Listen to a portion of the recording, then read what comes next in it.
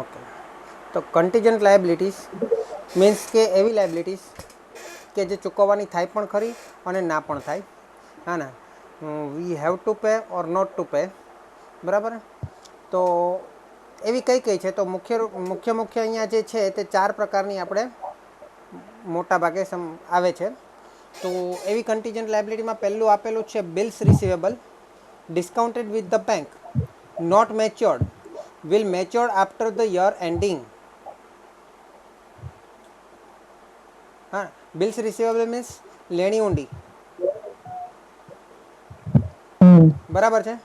Discounted એટલે આપણે વટાવેલી છે, કેવી કરેલી છે? વટાવેલી લેણી ઊંડી, હે ને, વિથ ધ બેંક, બેંકમાં વટાવેલી છે. નોટ મેચ્યોર્ડ હજુ સુધી મેચ્યોર્ડ થઈ નથી, એટલે પાકેલી નથી, બરાબર છે. Will matured after the year ending. પહેલાં તો તમને આ કોન્સેપ્ટ ક્લિયર છે કે લેણી ઊંડી મીન્સ કે બીસ રિસીવેબલ જો હોય તે ડિસ્કાઉન્ટ થયેલી હોય એનો અર્થ શું થયો, એટલે કે વટાવેલી હોય એનો અર્થ શું થયો, પાકેલી છે કે નહીં તેનો અર્થ શું થયો, બધો કોન્સેપ્ટ ક્લિયર છે? તો તમને આમાં સમજ પડશે, નહીં તો પહેલાં એ સમજાવી દઉં. એક વાર સમજાવી દો સર. ઓકે, ચલો સમજાવી દઉં. ઓકે, સમજાવી દઉં. તો માની લો કે સંકેત અને કેવલ બે વ્યક્તિ છે. હવે સંકેત માલ વેચનાર છે, સંકેત સેલ કરે છે કેવલને. સંકેત કેવલને સેલ કરે છે, એટલે કેવલ શું કરશે કે ભાઈ પૈસા હું તમને પછી આપીશ એમ કહે છે કેવલ. ઓકે, તો એ શું કરે છે, ક્રેડિટ પર લે છે માલ. હવે અમુક સમય થઈ ગયો, 1 મંથ થઈ ગયો, 2 મંથ થઈ ગયો, એટલે સંકેતભાઈ ને કેવલભાઈ હજુ પૈસા આપવા આવ્યા નથી. એટલે સંકેતભાઈ શું કરશે, કેવલભાઈ પાસે જશે અને કહેશે કે ભાઈ તમે અમને પૈસા આપો, નહીં તો પછી અમને ચેક લખી આપો, એટલે કે બિલ લખી આપો, એટલે કે એક લખી આપો કે અમે તમને કેટલા ટાઈમ પછી પૈસા આપશું. એટલે અમારી પાસે અમારે પૈસાની જરૂર છે, તો તમે મને ટાઈમ આપો કે કેટલા ટાઈમ પછી તમે પૈસા આપશો. અને એ તમે મને લખી આપો કે જેથી કરીને એ ચેક અથવા તો એ બિલ હું બેંકમાં જઈને એને ડિસ્કાઉન્ટેડ કરું, મીન્સ કે વટાવી લઉં, બરાબર છે. તો સમજી લો કે ડિસેમ્બરમાં, અરે હા, જાન્યુઆરીમાં તમે એ લખાવી દીધું, કેવલભાઈએ લખી આપ્યું, બરાબર, કે હું તમને 3 મહિનાની અંદર અથવા તો 4 મહિનાની અંદર પૈસા આપીશ. હે ને? બટ સર હા, આ વસ્તુ તો મેં લેક્ચર કરી આપે. Yes yes yes, sorry. એટલે લખવાનું તમારે છે, પણ એની અંદર સિગ્નેચર કરી કે ભાઈ તમે મને 4 મહિનાની અંદર પૈસા આપશો. સર એટલા બિલ ઓફ એક્સચેન્જ થયું ને? બિલ ઓફ એક્સચેન્જ જ છે, બરાબર, લેણી ઊંડી ને દેવી ઊંડી, બરાબર, હા પણ હા થોડુંક અલગ અલગ છે એની અંદર. તો હવે આ જે બિલ છે એ તમે લખો છો ને એ લોકો એ તમને સહી કરી આપે છે કેવલ, બરાબર છે. તો કેવલ સહી કરી આપે છે, પછી તમે બિલ જે છે, બરાબર, એ બેંકમાં જઈને બેંકને કહો છો કે ભાઈ મને 3 મહિના પછી, સોરી 4 મહિના પછી આ પૈસા મળવાના છે. I will get this amount of money after 3 months, બરાબર. So please give me this amount of money, બરાબર. તમે 3000 રૂપીસ તમે મને અત્યારે આપી દો, અને જ્યારે 3-4 મહિના પછી પૈસા આવશે ત્યારે તમે લઈ લેજો, એટલે બેંક પોતે લઈ લેશે, બરાબર. હા પણ બેંક શું કરશે, 3-4 મહિનાનું જે વ્યાજ હશે, ઇન્ટરેસ્ટ હશે, એટલું વ્યાજ તમારી પાસેથી કાપી લેશે. એટલે બેંક શું કરશે, ડિસ્કાઉન્ટ કાપી લેશે, એટલે એને ડિસ્કાઉન્ટેડ કર્યું કહેવાય, વટાવેલ્યું કહેવાય, બરાબર. અને તમને પૈસા, સંકેતભાઈને પૈસા વાપરવા મળી જશે હાલમાં, જરૂર હતી એટલે, હા હે ને. તો આને કે બિલ્સ ઓફ એક્સચેન્જ મીન્સ કે બિલ્સ રિસીવેબલ. હવે આ ડિસ્કાઉન્ટ તો સમજુ તમે આપણે કરાવી લીધું, એટલે પૈસા આપણે લઈ લીધા છે હા સંકેતભાઈએ. હવે 3 કે 4 મહિના પછી, હવે આપણો બેલેન્સ શીટનો ટાઈમ તો 31 માર્ચ હોય, 31 માર્ચ પછીની વાત છે, હે ને. આપણે જાન્યુઆરીમાં 4 મહિનાનો ટાઈમ લીધો, એટલે ક્યારે પૂરો થાય? જાન્યુઆરી, ફેબ્રુઆરી, માર્ચ અને એપ્રિલ મહિનામાં પૂરો થાય, હે ને. એટલે આપણું વરસ તો એન્ડ થઈ ગયું, યર એન્ડિંગ થઈ ગયું. એના પછી એ મેચ્યોર થાય છે, કે એની તારીખ 4 મહિના પછી, એટલે કે એપ્રિલ મહિનામાં આવે છે. એપ્રિલ મહિનાના એન્ડમાં, મતલબ મે મહિનામાં આવે છે, હે ને. તો આપણું વિલ હા mature after the year ending એવું લખેલું. શું લખેલું છે?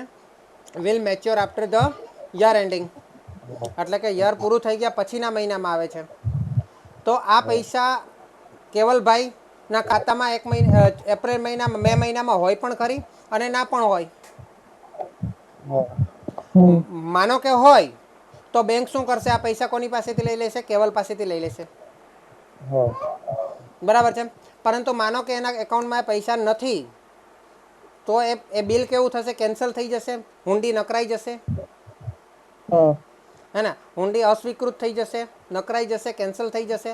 એટલે શું થશે પછી? હમ બેંક વાળા કંઈ છોડવાના નથી. એ કેવલભાઈ પાસે નહીં મળે તો આપણી પાસે, કે ભાઈ તમે પૈસા લઈ ગયા છો, તમે આપો. શું હમ એટલે આપણા માટે શું થઈ જશે? પૈસા આપવા બી પડે અને નહીં પણ આપવા પડે. અત્યારે તો આપણે ના 3,000 આપવા રૂપિયા પડે લઈ લીધા, આપવા પણ પડે અને નહીં પણ આપવા પડે. એટલા માટે આ કન્ટીજન્ટ લાયબિલિટીઝ છે. ક્લિયર? હમ હા એટલે ક્લિયર હવે આ કન્ટીજન્ટ લાયબિલિટી લખવાની ક્યાં હોય? તો કે એ આપણા પાકા સરાના સ્ટ્રક્ચર ઓફ બેલેન્સ શીટ જે હોય ને, એનું જે ફોર્મ હોય ને બેલેન્સ શીટનું, એની અંદર નથી લખવાની. એના 20 નોટ્સ પતી જાય પછી લાસ્ટમાં આખું ટોટલ લખાઈ જાય. ટોટલ લખાઈ જાય પછી જે આપણે ટોટલ કર્યા પછી લાસ્ટમાં નીચે આખા આપણા સ્ટ્રક્ચરની નીચે લખવાનું છે એક્સ્ટ્રા, નોટ નંબર 21 અથવા તો કન્ટીજન્ટ લાયબિલિટીનું હેડિંગ આપીને લખવાનું છે. ક્લિયર? હમ હમ હે ને? ચલો, સેકન્ડ શું છે? Remaining contract. હવે તમે કોન્ટ્રાક્ટ લીધો કોઈ કંપનીનો, કોઈ કંપનીનો 3 લાખનો કોન્ટ્રાક્ટ લીધો છે કે આ કામ અમે 2 વર્ષની અંદર પૂરું કરી દઈશું.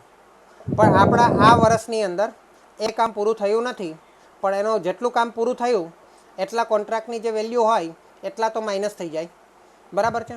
પણ જો હમ બાકીનો જે કોન્ટ્રાક્ટ છે એ પૂરો થાય પણ ખરો અને નહીં પણ થાય નેક્સ્ટ યરમાં, હે ને? અગર થઈ જાય તો કોઈ સવાલ નથી, પણ જો નહીં હા થાય તો એના પૈસા આપણે આપવા પડે કોન્ટ્રાક્ટના. અધૂરા કોન્ટ્રાક્ટ હોય અને આપણે કામ પૂરું નહીં કરીએ તો શું કરવું પડે? પૈસા આપવા પડે.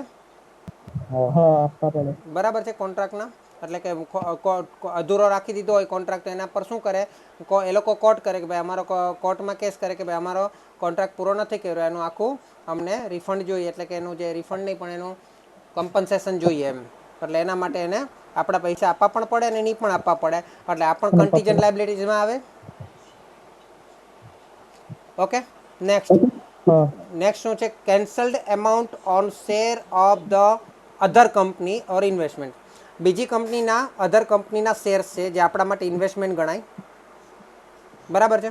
હવે અધર કંપની જે છે, અધર કંપની છે એના શેર આપણે લીધા, પણ હવે શેરની અંદર ઘણા બધા કોલ્સ હોય. કોલ્સ મીન્સ કે હપ્તા હોય અરજી વખતે, at the time of um allotment and application allotment.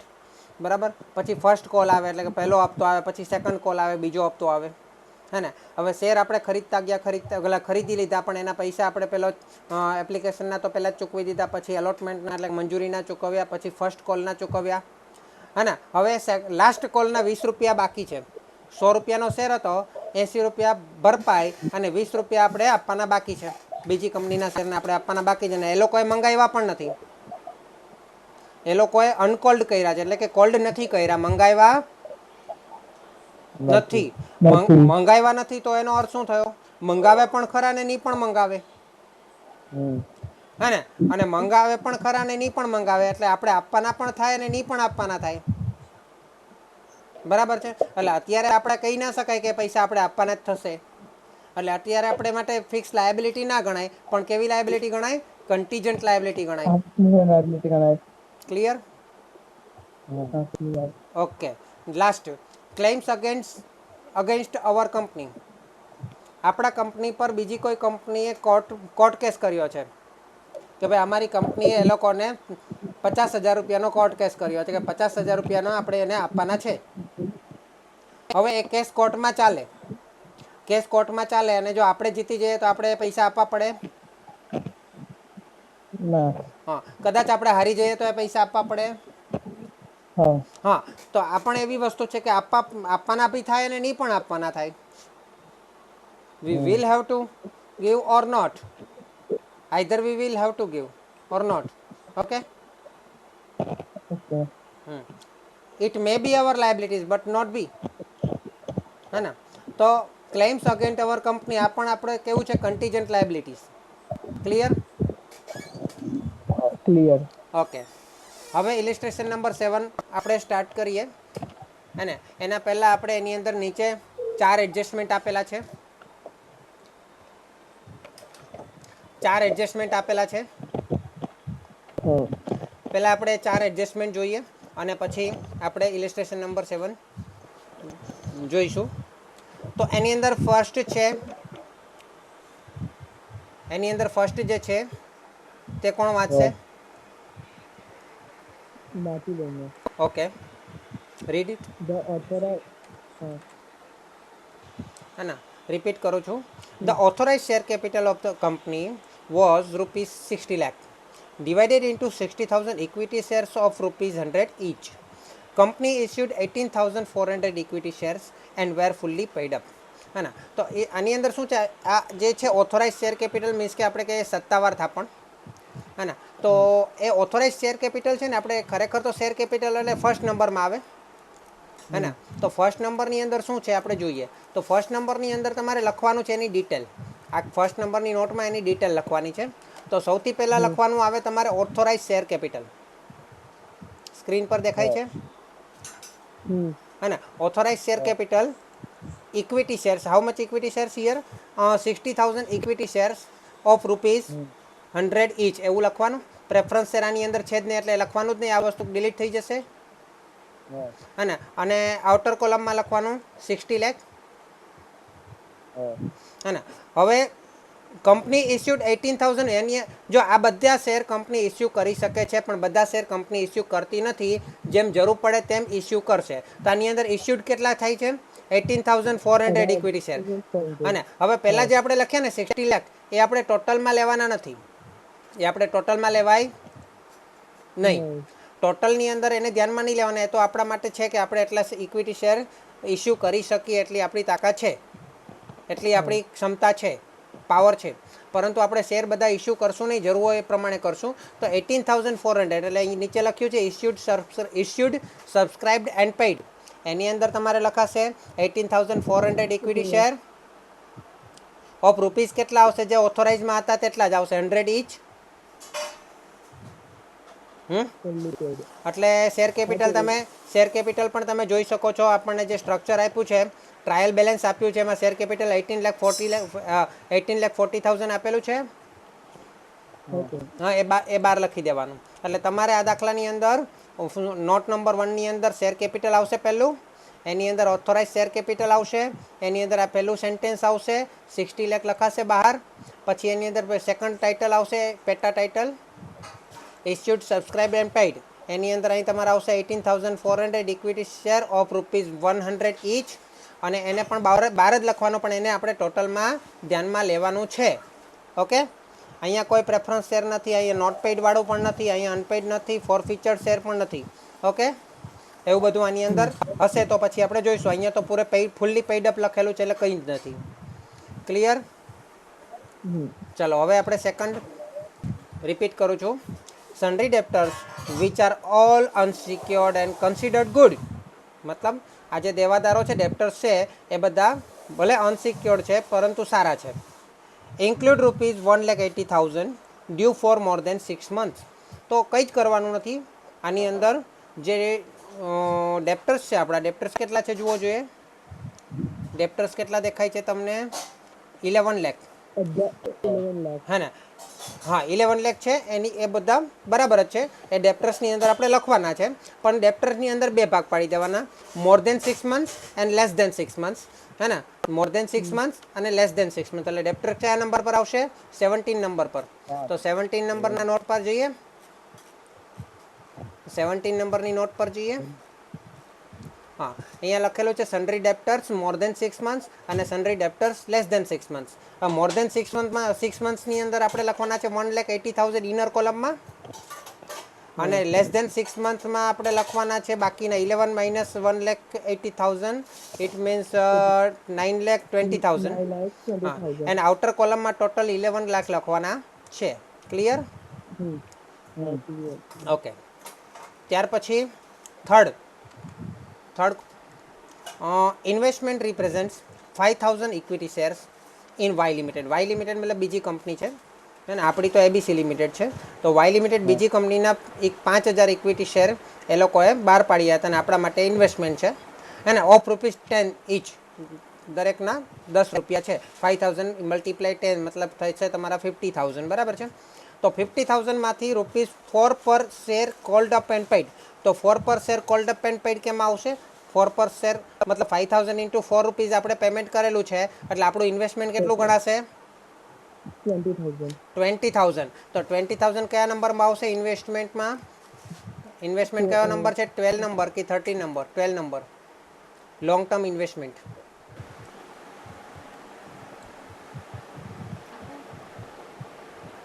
Sir એ લોકોએ તો કન્ઝ્યુમેબલ લાયબિલિટીઝમાં ને લખેલું એ છે. વાત નહીં માની, જુઓ હું તમને કહું છું. પહેલાં તમે જુઓ લોંગ ટર્મ ઇન્વેસ્ટમેન્ટ છે.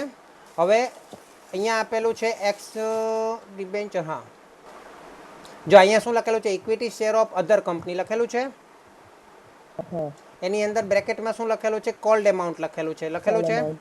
હે ને? તો આપણે ₹4 પર share cold up and paid, ₹4 ભરાયેલા છે. હે ને? તો ક્યાં આપણે કેટલા થશે? 20,000. 20,000. એ 20,000 ક્યાં લખાશે?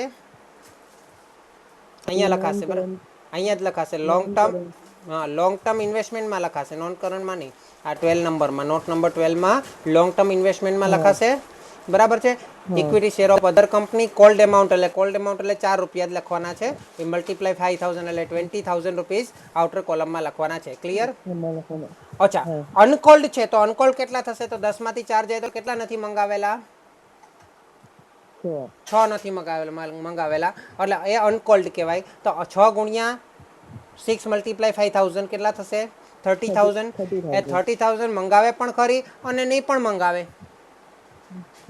હા ને? મંગાવે પણ ખરી અને નહીં પણ મંગાવે. અને એ પણ મંગાવે. એટલા માટે કન્ટીજન્ટ એકાઉન્ટમાં કેટલા આવશે? 30,000 આવશે. હા હા, તો શું લખેલું છે? Third point, uncalled amount on shares of other company. ત્યાં તમારે લખી દેવાનું કે શેર્સ ઓફ એક્સ કંપની, અરે સોરી વાય કંપની લિમિટેડ. બરાબર છે. ત્યાં ઇન્ટુ બ્રેકેટ લખી દેવાનું 5,000 ઇન્ટુ 6. ઇન્ટુ બ્રેકેટ શું લખી દેવાનું? 5,000 ઇન્ટુ 6 2006. એટલે 30,000 થઈ જશે. હા ઓકે, ચલો નેક્સ્ટ વાંચો. પહેલામાં પણ તમે જુઓ ટ્રાયલ બેલેન્સની અંદર ઇન્વેસ્ટમેન્ટ દેખાય છે 20,000. આપણે જે આના પહેલાંનો ટોપિક કર્યો તે ટ્રાયલ બેલેન્સની અંદર ડેબિટ સાઇડ દેખાય છે ઇન્વેસ્ટમેન્ટ થર્ડ નંબર 20,000 જ આવે ને. ચલો હવે આપણે bills receivable discounted with the bank, bills receivable discounted with the bank not matured till the balance sheet date. મતલબ વર્ષ પૂરું થયું પણ હજુ એ મેચ્યોર થયું નથી. એમાઉન્ટેડ ₹20,000. હે ને? એટલે આપણે એને ડિસ્કાઉન્ટ કરી દીધું તો આપણે બેંક પાસેથી પૈસા લઈ લીધા. બરાબર છે. આપણે બિલ્સ રિસીવેબલમાંથી બેંક પાસેથી પૈસા લઈ લીધા, હે ને? પરંતુ એની મેચ્યોરિટી ડેટ આવી નથી એટલે 20,000 જે છે હે ને એ આપણે ચૂકવવાના થાય પણ ખરા અને નહીં પણ થાય, એ પણ થાય. હે ને? એટલે એની અંદર લખાશે bills receivable discounted with the bank not matured not your will mature after the year ending. તો यहाँ पे આવશે, અહીંયા પણ કેટલા આવશે? 20,000 આવશે. હા હા, આ 20,000 ને પેલા 30,000 એટલે ટોટલ કન્ટીજન્ટ લાયબિલિટી કેટલી થઈ જશે? 50,000 થઈ ગઈ. આ તમારું 21 નંબર થયું. ક્લિયર? બસ હવે તમારે ફક્ત હવે તમારે અંદર જે બાકીનું બચ્યું છે, રિમેનિંગ એન્ટ્રીઝ છે તે આપણે કરવાની છે. તો 1 by 1 જોતા જઈએ અને તમે નંબર બોલતા જજો. કેશ ઇન હેન્ડ, એટલે cash hand. Cash in hand. Cash એટલે are you cash in hand મતલબ કેશ એન્ડ કેશ ઇક્વિલેન્ટ, હા હાથ પર રોકડ. બધા. નોટ નંબર 18માં આવશે. હમ બરાબર છે. એટલે તમારે શું કરવાનું છે? બેલેન્સ શીટનું પહેલું સ્ટ્રક્ચર તૈયાર કરવાનું છે. પણ સ્ટ્રક્ચર તૈયાર કર્યા પછી બધા 5-5 લાઈન છોડીને 5-5, 6-6 લાઈન છોડીને બધી નોટ બનાવી દેવાની. Note number 1, note number 2, note number 20, note number 21 બધું જ હેડિંગ આપીને બનાવી દેવાનું. બરાબર. પછી એની અંદર તમારે એન્ટ્રીઝ આપતી જવાની છે, હે ને? હવે પછી એની અંદર પહેલું લખવાનું છે કે અહીંયા કેશ 18 નંબરની અંદર પહેલું લખવાનું કે કેશ ઇન હેન્ડ 39,000. બરાબર છે. સર હા, આ અહીંયા બેલેન્સ શીટ છે. બેલેન્સ શીટમાં ખાલી બેલેન્સ શીટ કેમ બનાવેલી છે ને પછી નોટ? હા, હું તમને સમજાવું. હા, મતલબ એનું કારણ બી સમજાવું તમને. એટલે તમારે શું કરવાનું છે? કે જો હવે એની અંદર શું છે કે કંપની હોય તો કંપનીની અંદર તો ઘણી બધી એન્ટ્રીઝ હોય, બરાબર છે. ઘણી બધી એન્ટ્રીઝ હોય તો બધી જ એન્ટ્રીને એક જ બેલેન્સ શીટની અંદર દેખાડવું અઘરું થઈ જાય, હે ને. એટલે સીએ લોકોને પણ ઇઝી પડે સમજવા માટે, અને જે પણ લોકો જોવાવાળા છે એ લોકોને બધાને ઇઝી પડે, એટલા માટે સૌથી એ લોકોનું ક્લાસિફાઈ કરી દીધું છે. ક્લાસિફાઈ 21 ટાઇટલની અંદર કરેલું છે. તો સૌથી પહેલાં તો તમારું જે બેલેન્સ શીટનું સ્ટ્રક્ચર છે એ તમારે બનાવવાનું. ફર્સ્ટ પેજ ફાઇલની અંદર સૌથી પહેલું પેજ એ લોકોને જ્યારે ખોલે બેલેન્સ શીટનું, તો પહેલું પેજ આ દેખાવું જોઈએ, બેલેન્સ શીટ એઝ ઓન. હવે એને જોવું છે કે ચલો શેર હોલ્ડર્સ ફંડ જોવો છે, બરાબર છે, હા ને. તો શેર હોલ્ડર્સ ફંડ કેટલા છે અહીંયા ટોટલ દેખાય એ લોકોને. એની ટોટલ લાયબિલિટીઝ કેટલી છે અહીંયા દેખાશે, બરાબર છે. અને ટોટલ એસેટ કેટલી છે અહીંયા દેખાઈ જશે ટોટલમાં. હવે એને જોવું છે કે કરંટ એસેટ કેટલા છે, તો કરંટ એસેટનો ટોટલ અલગ દેખાશે, હે ને. નોન કરંટ એસેટનું ટોટલ અલગ દેખાશે. પછી એને વિચાર આવ્યો કે ચલો આ બધામાં તો મગજમારી નહીં હશે, ચલો આપણે કામ કરીએ, કેશ એન્ડ કેશ ઇક્વિવેલન્ટ કેટલા છે એ ચેક કરવું છે. તો એ 18 નંબરની નોટ શોધશે. શું કરશે? એ 18 નંબરની 18 નંબરની નોટ શોધવા માટે શું કરશે? પેજ ફેરવશે અને નોટ નંબર 18 પર પહોંચશે. ક્યાં પહોંચશે? નોટ નંબર 18 પર પહોંચશે ડાયરેક્ટ. બીજા કોઈ જ નોટમાં ધ્યાન આપશે નહીં. એને નોટ નંબર 18 પર જવાનું છે. એટલે નોટ નંબર 18 પર જઈને જોશે કે એની અંદર કેશ એન્ડ કેશ ઇક્વિવેલન્ટમાં કઈ રીતે છે, કેશ કેટલા છે, બેંક કેટલા છે, કેશ રોડ કેટલા છે, બરાબર છે. એટલે આમાં સર એ લોકોએ ડાયરેક્ટ ટોટલ જ લખેલું છે, પ્રાઇવેટ નહીં તે દર્શાવ્યું. અને યસ, પેલા પછાડી મીન્સ પ્રાઇવેટ દર્શાવ્યું કે હા ભાઈ આ ખર્ચો થયો સેપરેટલી છે મીન્સ પહેલાંની. એન્ટ્રી હા, સાથે. એટલે એ લોકોને ચાર્ટર્ડ એકાઉન્ટન્ટ લોકોને પણ ઇઝી પડે ને, જે પણ કોઈ આપણું બેલેન્સ શીટને સ્ટડી કરવા માંગતા હોય એ લોકો માટે ઇઝી થઈ જાય. જે ભાગ એને જોવો છે તે જ જોવે, બધું નહીં જોવે, બરાબર છે. એટલા માટે આ રીતે આપણે બી એ રીતે જ બનાવવાનું છે. તો પહેલાં 20 ટાઇટલ બનાવી દેવાના, 21 ટાઇટલ બનાવી દેવાના, 5 5 6 6 લાઈન છોડીને. અને પછી એની અંદર જેમ જેમ એન્ટ્રી આવતી જાય તેમ તેમ નંબરમાં લખતી જવાની. બોલો. તો તમે પીડીએફ મોકલી આપજો સર આ વાળી. યસ યસ, બિલકુલ. તો પીડીએફ મોકલી આપીશ. તો એ થઈ ગયા પછી તમારે શું કરવાનું? સ્ટ્રક્ચર ઓફ બેલેન્સ શીટ બનાવવાનું તો પહેલાં જ છે, ફર્સ્ટ પેજ પર જ, બરાબર. પછી આ બધાનું ટોટલ કરીને એમાં એન્ટ્રી આપતી જવાની છે. ક્લિયર? ઓકે, ચાલો. તો આ રીતે જ આપણે કરશું. તો કેશ ક્યાં છે આપણું? હા, એટલે કેશ ઇન બેંક પણ આપણે એમાં જ આવશે 18 નંબરમાં. ઇન્વેસ્ટમેન્ટ આપણે 20,000 લગભગ લખી દીધું હતું, ના ના. ઇન્વેસ્ટમેન્ટ 12 નંબરમાં. ચલો, investment equity shares of other company એવું લખેલું હતું. કોલ્ડ એમાઉન્ટ આપણે લખેલી હતી ₹4 ઇન્ટુ 5,000 એવું કંઈક હતું. પછી bills receivable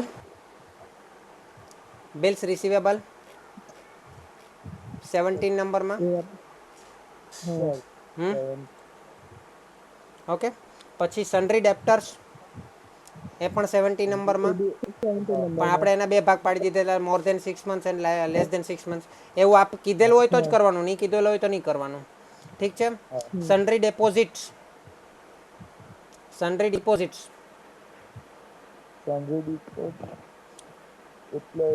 sorry, security deposits. બધી જ ડિપોઝિટ આપણે 13 નંબરમાં લખવાની. કયા નંબરમાં? 13 નંબરમાં. જો 13 નંબરમાં security deposit, custom deposit, telephone deposit, electricity deposit, loan to employ. આપણે કોઈ એમ્પ્લોયને લોન આપેલી હોય ને એ પણ આમાં જ લખવાનું, બરાબર છે. કારણ કે આપણે લોન એન્ડ એડવાન્સ આવે, રિઝર્વ્સ નહીં આવે, હે ને. Advance, loan and advance. Okay, ચલો. ત્યાર પછી stock and trade. Stock in trade એટલે 16 નંબરમાં. 16 number. Inventory. Trade material, stock in trade, બરાબર છે. તો આ બધું પછી હું ઇંગ્લિશ કરી નાખીશ. રો મટીરિયલ પછી શું આપેલું છે? સ્ટોક ઇન ટ્રેડ પછી ગુડવિલ. કયા નંબરમાં આવશે? 11. ઇનટેન્જિબલ. લેન્ડ એન્ડ બિલ્ડિંગ એ આપણે 10 નંબરમાં. ઓકે, ચલો. ત્યાર પછી પ્લાન્ટ એન્ડ મશીનરી 10 નંબરમાં. ફર્નિચર 10 નંબરમાં એડવાન્સ ટેક્સ એડવાન્સ અગાઉથી ચૂકવેલ છે તો આપણા માટે લેણું થયું અને હવે આપણા માટે રિસીવેબલ થયું તો ક્યાં આવશે તો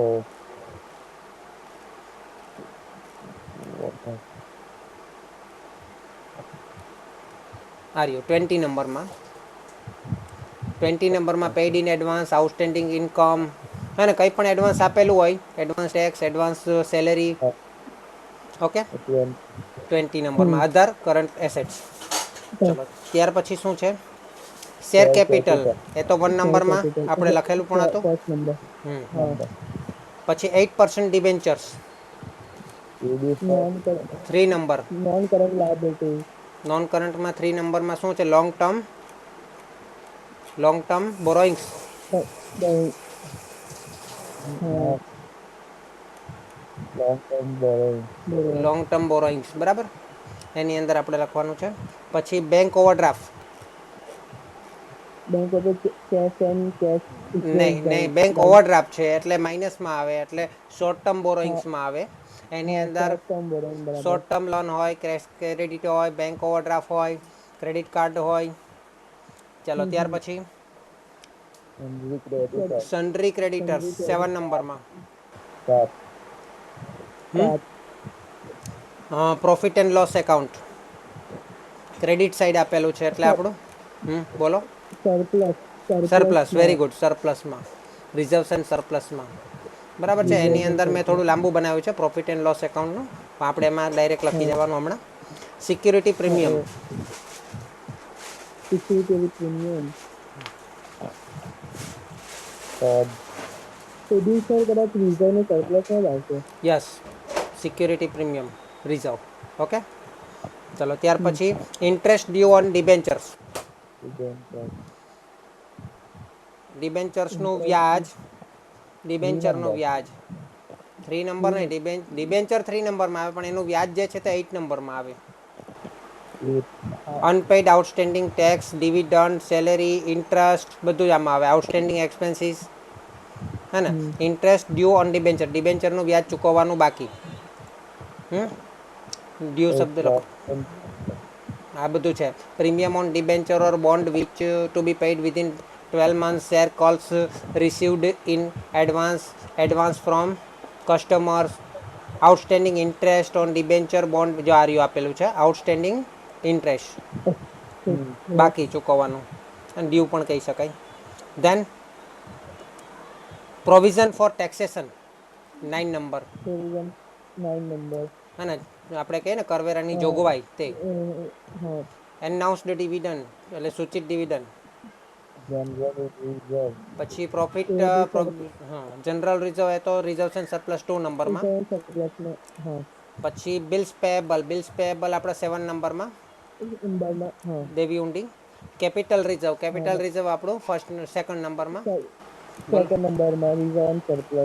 ઓકે કેપિટલ રિઝર્વ કમ્પ્લીટ થઈ ગયું પછી બધા ટાઇટલનો ટોટલ કરીને ફર્સ્ટ આપણામાં લઈ લેવાનો લખી દેવાનું બધા નંબર પ્રમાણે ટોટલ મારતું જવાનું લખતું જવાનું અને પેલું જે છે કન્ટીજન્ટ લાયબિલિટી એ અલગથી લખવાનું પેરેગ્રાફ ટાઈપ મીન્સ કે આ પતી જાય પછી સ્ટ્રક્ચર પતી જાય પછી એક અલગથી લખી દેવાનું હેડિંગ હે ને અને પછી આની અંદર તમે ટાઇટલ ટોટલ કરી દો એટલે તમને અલગ અલગ મળી જશે જેમ આ નોટ નંબર છે ને એ જેમ આપણે પેજ નંબર હોય ને એ રીતે યુઝ કરવાનું છે અને આપણું એક ઇન્ડેક્સ હોય એ રીતે યુઝ કરવાનું છે ક્લિયર